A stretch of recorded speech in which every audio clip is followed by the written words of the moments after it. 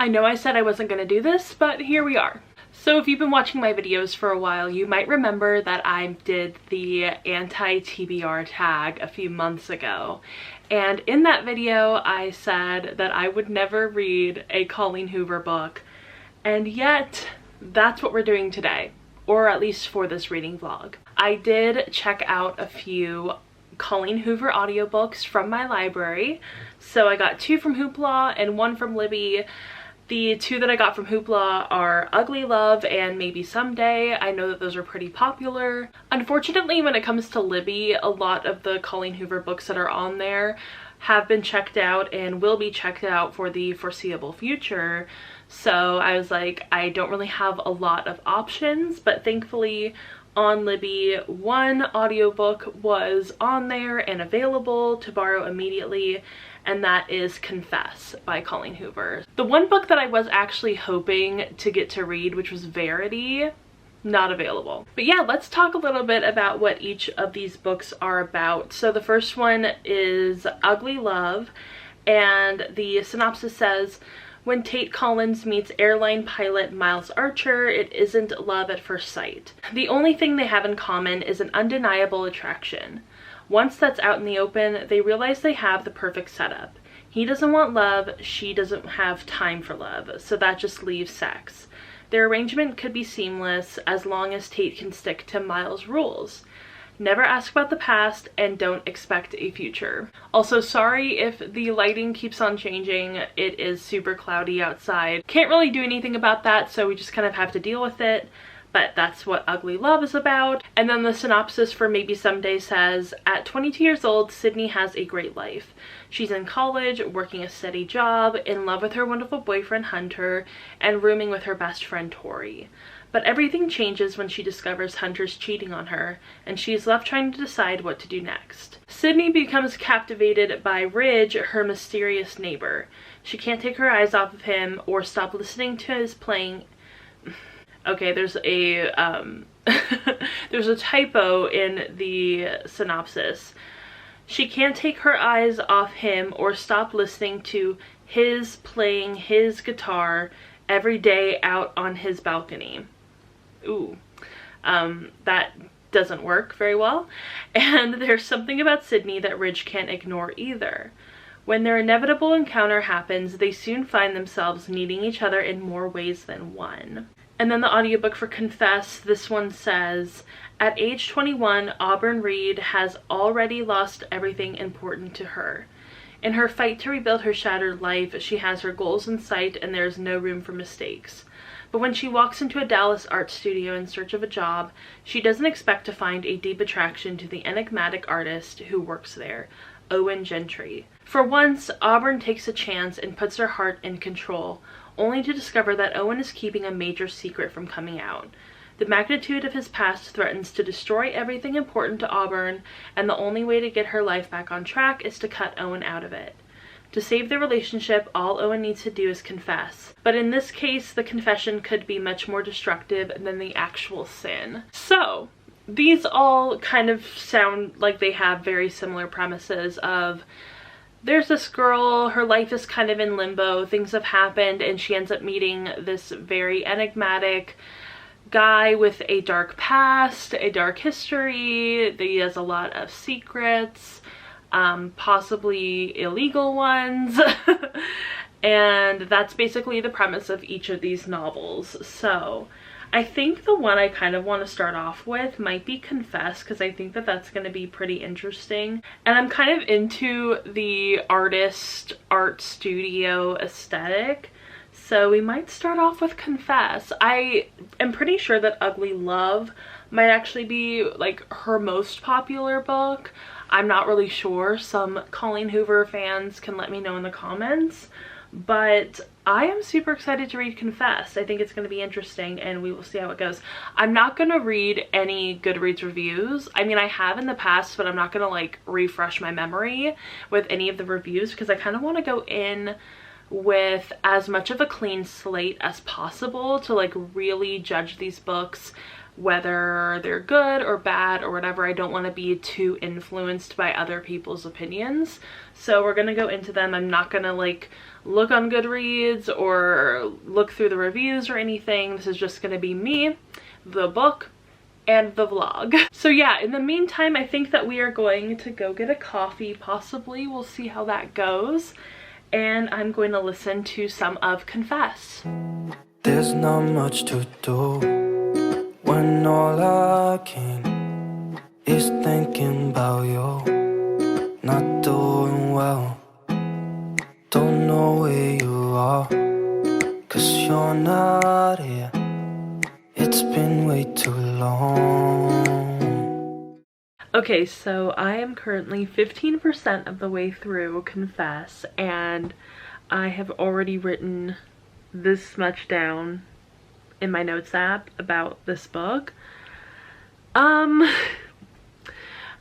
We don't have to go through every single one of the bullet points that I've written down, but like, I have so many thoughts already, and we're not even that far into the book. So many thoughts. So this book is dual perspectives, and we started out with Auburn's perspective, and she seemed like, okay, fine, like the perspective is done perfectly fine. Like it is, I know that some authors have an issue with like having dual perspectives and being kind of omniscient in both perspectives, despite the fact that you should only be in the head of like one character per perspective, if that makes any sense. So Auburn, not omniscient. She doesn't know what's going on in the guy's head, whatever, blah, blah, blah. I can't even remember his name, but the guy, once you get to his perspective, knows everything that's going on in Auburn's head. Just like can decipher every single one of her feelings from any of her actions, and he knows exactly what she's feeling, and it's really weird. And like, he's also kind of written in this like very much like Reddit bro incel sort of mindset. It's really weird.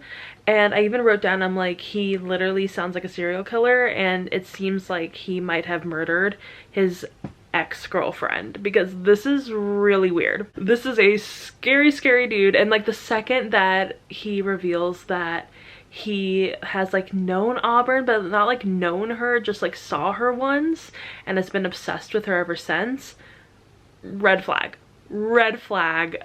I just no, this is really weird. I'm just gonna say that. And then when he says, when they first meet, and he's like, and this is like another thing that's like, oh, clearly like he's omniscient into her thoughts. She's really hesitant about talking to him and like taking the job that he's offering, and he says, I promise not to torture, rape, or kill you. Girl, what? Like, when did that get brought up? Like, that's really weird to say. Just don't say that. That's so weird. So yeah, this book, I'm just questioning quite a bit of it. I am not sure. I'm not sure. But we're gonna keep listening. I'm still trying to keep an open mind, and I'm a little intrigued to see what's gonna happen. Just so far, my thoughts and feelings are very iffy about this book. I don't know. And like, knowing some of the things I've heard about Colleen Hoover as a person, just very questionable. Very questionable. Red flags. I don't know what to think yet, so I'm gonna keep reading. I have no words. I am 89% of the way through this audiobook, and this is both at times the most boring book I've ever read and the most unhinged, insane book I've ever read. This is not a very good mixture for a book, especially one where I am supposed to enjoy myself. Like, these books are meant to be like entertainment, fun books that you can just like have a good time when reading them, and I don't understand how people are having a good time reading this. Like, at first when I started the book, I'm like, okay, I get it. I get it. It's like very easy, fast to read. You can kind of shut your brain off for a little bit. It's like candy, delicious, but like you're really just getting enjoyment out of it, not much else.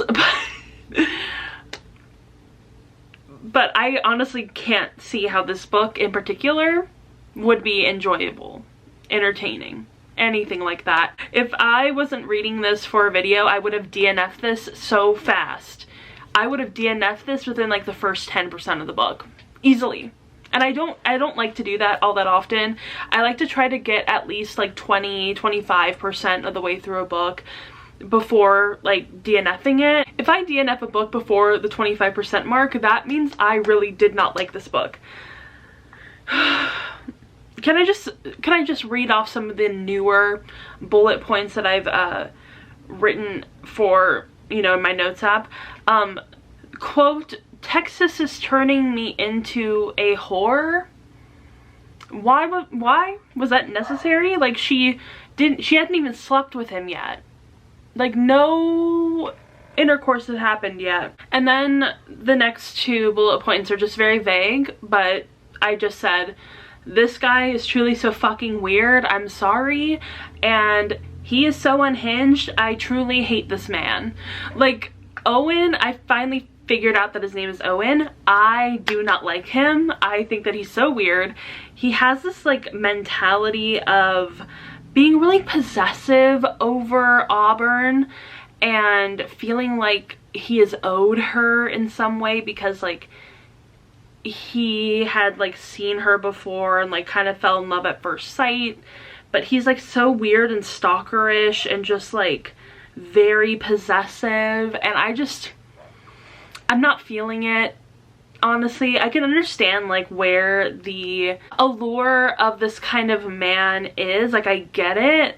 I think I would have gotten it more when I was like much younger, like even younger than high school. Like I think if I was in like elementary school or middle school, I might have been like, oh my god, this is so romantic. But that's because I had really toxic and insane views on romance, which can be blamed on so many different things. Like that's a whole other video. But I just don't understand. Okay, and then the third and the very last bullet point I have so far, I mean, we still have 10% left in this book, but I don't feel like this is like a super big spoiler. I mean, maybe it is. So if you haven't read this book, maybe like skip this part. But my last one is Owen throwing up face. Just compared Auburn having to make a hard decision about her literal son, whom she doesn't have custody of, to him having to give her up. Like, he's like, I understand, like, having to make sacrifices for a person, because while you have your son whom you don't have custody over and you really don't get along with your mother-in-law or whatever, like the grandmother, and you are in this really horrible toxic relationship with the father's brother, and etc, etc, etc, that's the same thing as me not getting to fuck you. Just so we're clear, that's the same thing, and I understand where you're coming from because I don't get to fuck you. So we're on the same page. We're on the same level. Our struggles are exactly the same, and they are comparable. Like, only an insane person says that. Only someone who is so unhinged and so possessive and so like single-mindedly focused on one person would say that. Like, that is not a, like, that's like, who says that? Who says that to somebody that like, oh, I understand that you like don't get to live with your son and you don't get to raise him and like you only get to see him like once a week and whatever, but like that's kind of the same thing as me not getting to fuck you. What? Please be serious. Please be serious. This book is aging me so quickly. If you see me in the next clip and I look like 45, that's why. If I could lay down beside you, I would, when nothing really matters. Okay, so I finished Confess yesterday, and I feel like I already talked a lot about, you know, my issues with this book and all of my thoughts and feelings. I mean, I did update really close to the ending, so I don't feel like I need to like go like into any heavy detail about how I feel about this book. But I want to make it clear, first of all, that like I don't want to trash anybody who's read these books and enjoyed them. Like, that is between you, Colleen Hoover, Goodreads, and God. Like, that is your business. It's not mine, and I don't judge anybody for enjoying Colleen Hoover. If that's what you enjoy, absolutely fantastic. I'm so happy for you, and I genuinely want you to read the books that you enjoy without feeling judged. With that being said, I did not enjoy a single moment of that book, and all day today I have been like, do I want to read Ugly Love? Is it worth it for my sanity, for my enjoyment, to bother reading Ugly Love? I did start it. I think I'm like maybe 5% of the way through it. Like, I'm very close to the beginning. I have not gotten very far into this book, but I just, all day I've been like, I don't want to read Ugly Love. I do not want to read it. I cannot think of a worse form of torture other than reading that book. But I'm going to read it. I'm going to read it for you guys, for all of you. I'm going to read this book. I'm going to give it its fair shot. I will say that already in the beginning of this book, I am preferring it so far to Confess. And I will say that I did end up reading the reviews for Confess, and they're overwhelmingly positive. And I feel like I read a completely different book than everybody else did. I'm like, did I read this incorrectly? Did I not read the right book? And like, what happened here? Like, what went wrong? And I cannot understand how people enjoyed this book, but I just kind of have to accept it for what it is. Like, okay, everybody else enjoyed it. I personally hated it. One of the worst books I've read this year. And that's gonna be okay. It's okay for me to dislike a book, and it's okay for other people to love it, and that's fine. With Ugly Love, I do know that this one is probably one of the most contentious of Colleen Hoover's books. I distinctly remember, shout out to Witty Novels, I remember her review of it, and it definitely turned me off of the book for quite a while. So I guess that this is just like me fulfilling my desire to read this book from when I, like, back in 2016, 2017. So do I owe it to my past self to read this book? Maybe. But we're gonna do it. We're gonna do it, and it's gonna be fine. It's just a book, and it's going to take me maybe 3 to 4 hours to finish it. It's just 3 to 4 hours of my life that I may never get back, and that's fine. This is, I mean, we're just gonna read a book. We're just gonna read a book. It doesn't matter. So yeah, I'm going to start, or I guess not start it, I'm going to continue reading it right now. And then once this is over, it's gonna be over. I don't know if I can put myself through a third one. I don't think I can do it. I'm so sorry. Ugly Love might be the last Colleen Hoover book I ever read. And I think that, you know, that's pretty admirable that I even read 2 of them. So we're gonna do it. We're gonna do it. I'm excited. Oh, hi little girl. Oh, you're so happy.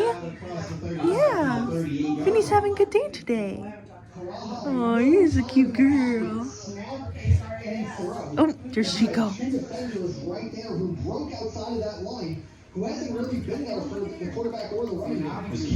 Well, I finished it. It's all over. I'm gonna give you all my thoughts tomorrow. Just know I have a lot of thoughts. Just know that. And I'll talk about it tomorrow. But yeah, Ugly Love is done. Okay, so I have gotten sick. I've been sick for the past 4 days, 3 or 4 days. I think I got sick on Monday, and it is now Thursday. So it has been a really, really long week, and I have just finished reading Ugly Love last night. I updated a little bit before I went to bed, but mainly just to say that, like, oh, I'm gonna update tomorrow morning. It's now 1:30, so I am going to update for you all my thoughts on Ugly Love. So like I said earlier in the vlog, I decided to keep a note on my notes app going for the Colleen Hoover books I was going to read for this vlog. So initially I read Confess, finished that, and then I read Ugly Love, finished that yesterday. I was supposed to read another Colleen Hoover book, but after the travesty that was Ugly Love, I cannot put myself through that because it took me forever to finish Ugly Love, and I did not think it's going to take me that long. I'm like, at the most it might take me 3 days, but I think it ended up taking me like a week, or like nearly a week, and I just have other books to read and I cannot continue to focus on Colleen Hoover. But I did keep a lot of my thoughts in my notes app. I didn't want to update to Goodreads or anything. I didn't want to like let people know what I was thinking about these books too much. So many turn of events have happened since I last updated, and I don't even know where to begin. I said Colleen Hoover books are a mess of heteronormativity and the cool girl monologue from Gone Girl, but unironically, which is just so true. I feel like especially in Ugly Love, this happened a little bit in Confess, but it was mostly Ugly Love, where every girl in this book, there's only about 3 female characters, and only one of them has a main perspective. The other one has kind of a perspective, but it's through the eyes of one of the male characters, and then she has just a little section at the very end, and then the third female character is like barely mentioned at all. But every single female character in this book is the cool girl monologue from Gone Girl, and not in a way that's critiquing the cool girl archetype, but in the way that's perpetuating and feeding into that archetype. And you see this a lot, especially I feel like with that second female character, who is from the male main character's past. But basically the plot of this story is that this girl named Tate, she ends up going to live with her brother, who is a pilot, and she is going to nursing school. She's trying to figure out her life, and she ends up meeting her brother's friend Miles, who is also a pilot, but he has a lot of baggage. He's kind of closed off, and she becomes immediately intrigued by him. And so with Miles, he's the pilot, but 6 years earlier he was in high school, and he got into this relationship with what ended up being his stepsister, essentially. And I talk about this in a couple of the bullet points, but basically he meets this girl in one of his classes. She's new, and he immediately says, "She's mine, she's gonna have all my babies." He is immediately very possessive of her and just makes these really weird comments about her, and it's very uncomfortable. And at this point they haven't even spoken to each other yet, but he is immediately in love with her, immediately wants to have all of these things with her. And then he ends up finding out that his father actually is dating somebody new. Miles's mother had passed away from cancer, I think a year or so before that. Not only does his father have a new girlfriend, but the girlfriend ends up having a daughter who is the new girl that he saw in class and said that he wants to have her babies. So now we have this entire thing where, oh my gosh, it's complicated. We might be step siblings. We might end up having to navigate this really weird relationship. And circling back to the cool girl monologue thing, whenever these men, especially the ones that are intended to be the heroes of the story within these Colleen Hoover books, whenever they do something weird or say something that would normally be really creepy and like just gross in general, the women in their lives are like, "Oh my god, you're amazing. Oh my god, like, this is so sexy. This is so attractive."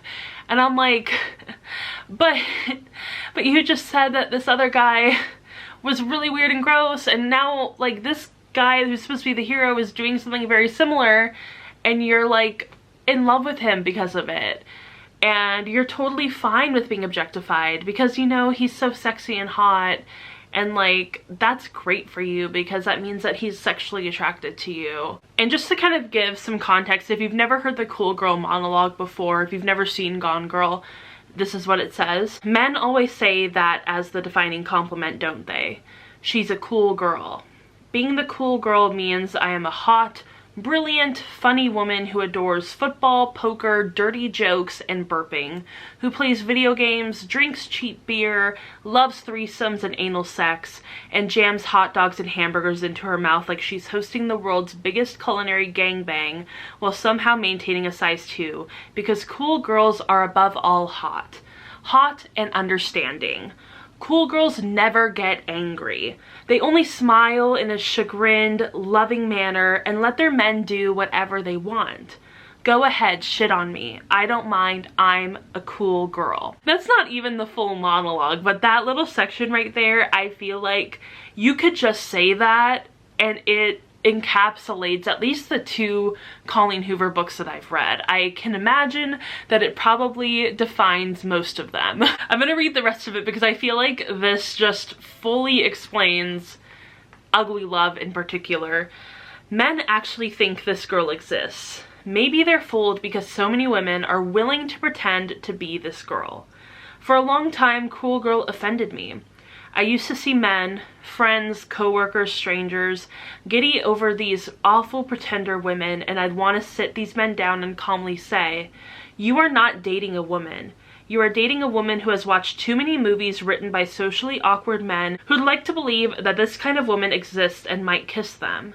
I'd want to grab the poor guy by his lapels or messenger bag and say, the bitch doesn't really love chili dogs that much. No one loves chili dogs that much. And the cool girls are even more pathetic. They're not even pretending to be the woman they want to be. They're pretending to be the woman a man wants them to be. I think that just really is what Colleen Hoover is doing. These books are written for women through the male gaze. It's really weird. I've never really read a book similar to that. So many wish fulfillment books that I have read, like, you know, we'll bring up Twilight. Those are wish fulfillment books written for women through the female gaze. This book is written for women through the male gaze. It's very, very weird.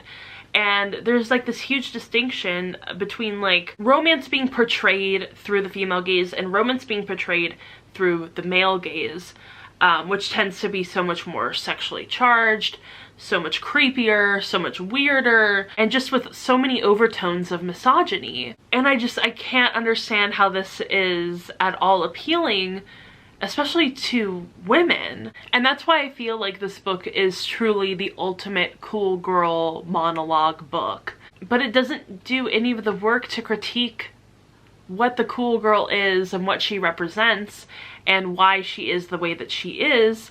It just goes on to kind of be like, this is great, this is awesome, this is exactly who you should want to be, because this is how you get this kind of man. This is how you get this kind of man who is going to protect you and defend you and be obsessed with you.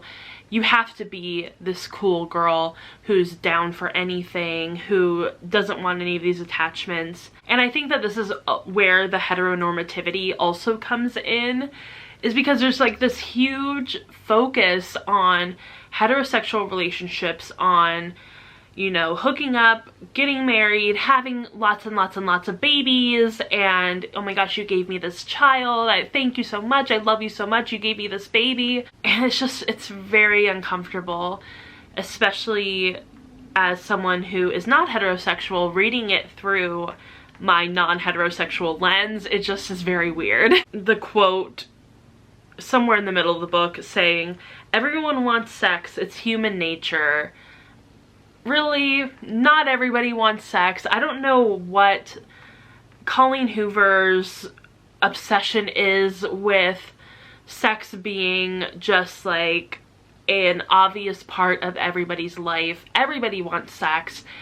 Everybody, like, that's everybody's motive for whatever they do is sex in her books. And it's like, that's not accurate to real life. Like, not everybody's life revolves around sex, and it's just a complete erasure of asexual people. Definitely that one just like raised so many red flags for me. And there also is this plot line with this really creepy married guy that her brother and Miles are friends with, but they pretend like they're not friends with him when Tate brings it up, like, why are you friends with this guy? He's really weird and creepy. And they're suddenly like, oh, we actually don't like him at all. Like, we just hang out with him. Like, we don't like him, but we just hang out with him. Like, it's really weird. And I'm like, you would have continued to hang out with him and been like fine with it and like no problem if she had never brought it up. If Tate had never like shown any weirdness or uncomfortableness around this guy, you would have just kept on being his friend. Like, I don't know why they pretended to be uncomfortable with his presence just on account of her being uncomfortable with his presence. Like, you guys are clearly totally okay with this guy. And every man who's like supposed to be the good guy, there's like an older man that like works in the building, he hates him supposedly. Miles supposedly hates him, the brother supposedly hates him, but like no one really says anything. No one really brings it up until Tate brings it up. So that for me was like really suspect. And you don't hear about him for the majority of the book. I feel like he's really only used as a way to show just how good the good guys are, because you can like kind of compare them to the awful cheating married guy and be like, well, at least they're not that bad. And it's like, that does not count. No, just because they're not as bad as him doesn't mean they're not bad. Also, there's this part where Tate is thinking about how cagey and how distant Miles is. You know, they're starting to hook up. They have this pact where they can't really fall in love with each other. They can't expect anything more from each other. And Tate is like, this would typically be a red flag for me, but it's actually a green flag. And I'm like, that's not what those words mean. If something is a red flag and you are okay with it and you like it, that doesn't mean that it's not a red flag anymore.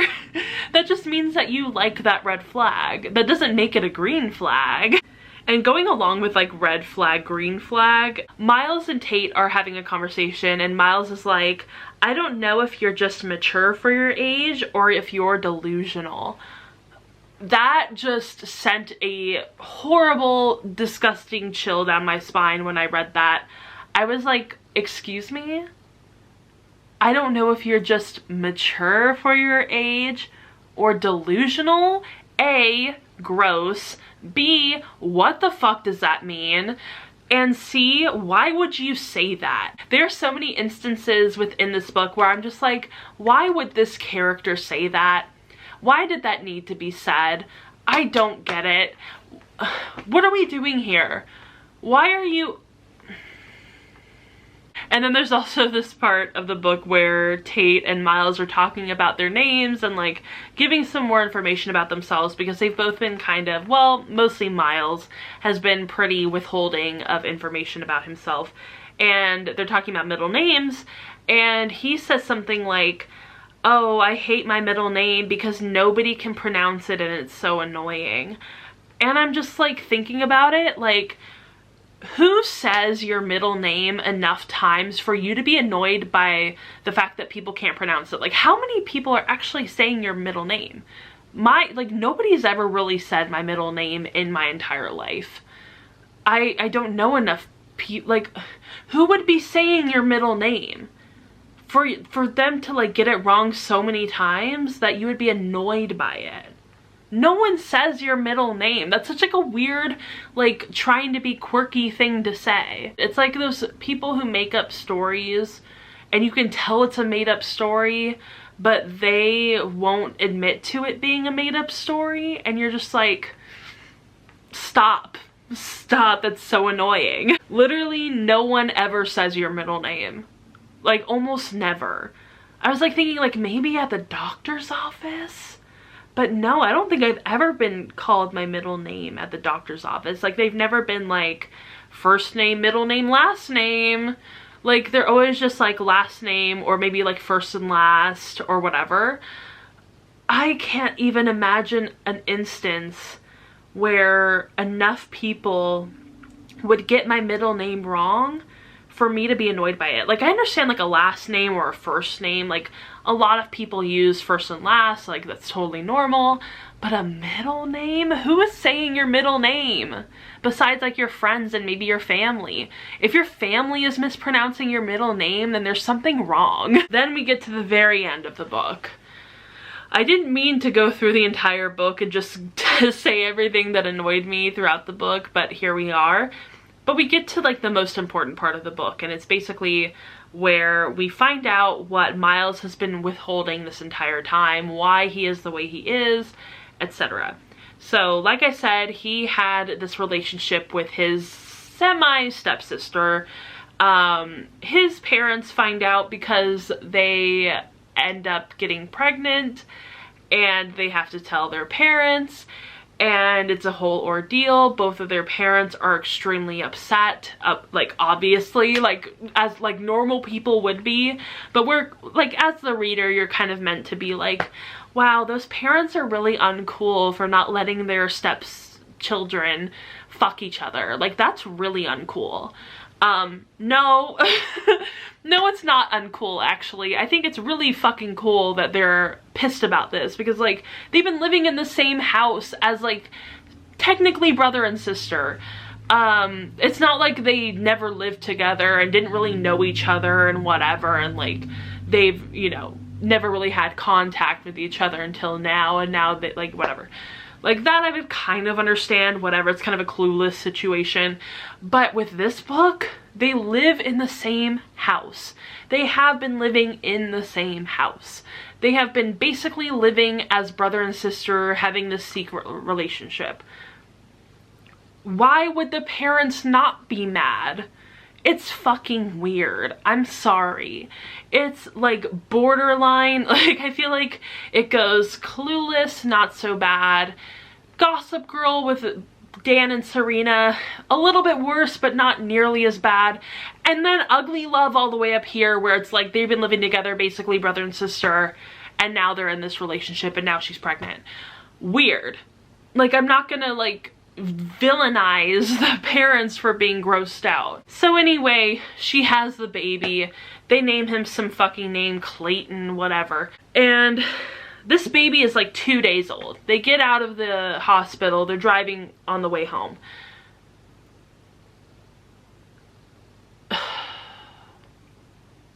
This man and his stepsister basically are in the car with the baby, and they're talking about like, oh, we just love this baby so much, and he's like, oh, he got all of his looks from you, and she's like, well, the only thing he got from you is his big balls.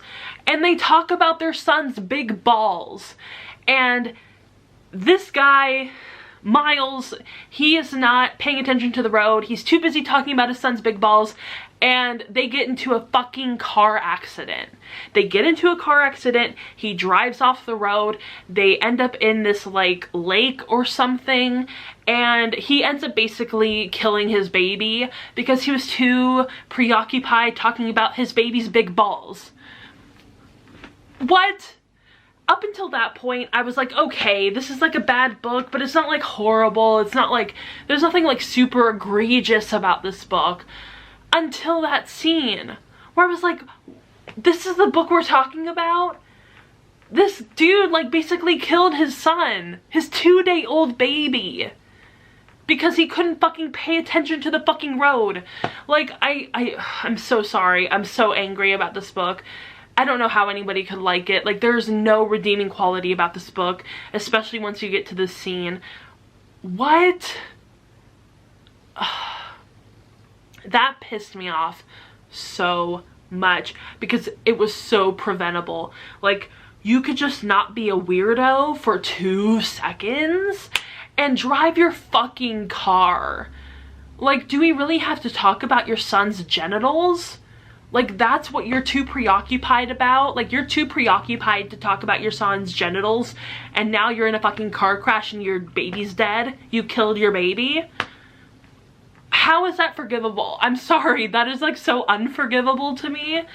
Like, how do you move on from that? How do you even, like, how does anybody love you after that? I'm so sorry. And then he is telling, or I guess he doesn't really tell Tate about this, but he has a panic attack over it. And immediately they start having sex. Immediately after this panic attack where he's remembering how he killed his baby, he starts to have sex with Tate, and it's very uncomfortable. It's very weird. There are a few moments where I'm like, is this consensual? Like, she seems a little like not cool with it, but also kind of trying to be cool with it. It's just nasty. It's just overall nasty. Like, I can't condone any part of this book. And I don't even see how this could be fun in like an entertainment sort of way. Like, you don't have to like get something from every book that you read. You don't have to take away a lesson from any book that you read, whatever. But like, even just pure entertainment purposes, like, how is this fun? How is this entertaining? How does anybody enjoy this? At the end of the day, Ugly Love is just a weird, nasty little book. I don't get it. I don't understand the appeal.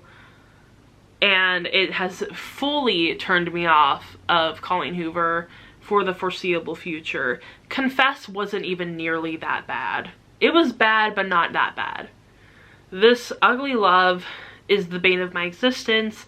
I wish that I could go back into the past and make sure that it was never published, because oh my god, this book is a blight on the culture of the entire world.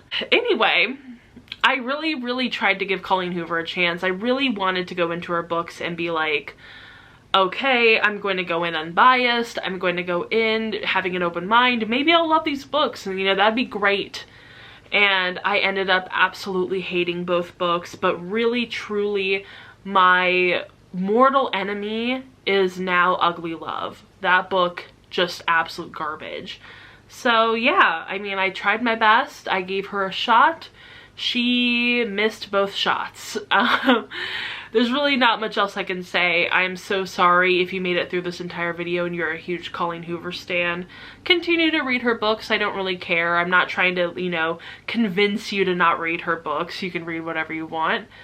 But I personally will never ever read another Colleen Hoover book ever again, God willing. Anyway, I hope you enjoyed this reading vlog. I hope it didn't piss you off too much, and I hope that if you also don't like Colleen Hoover's books, that you found some enjoyment in this video. And if you did, go ahead and give it a thumbs up and subscribe to my channel. Also, go ahead and follow me on Instagram, Twitter, Goodreads, TikTok, Storygraph. All the links are gonna be down below. Also Tumblr. I forgot about Tumblr. But all those links are gonna be down below, and I will see you all in my next video. Bye! Ooh, I thought it'd be me and you. Oh.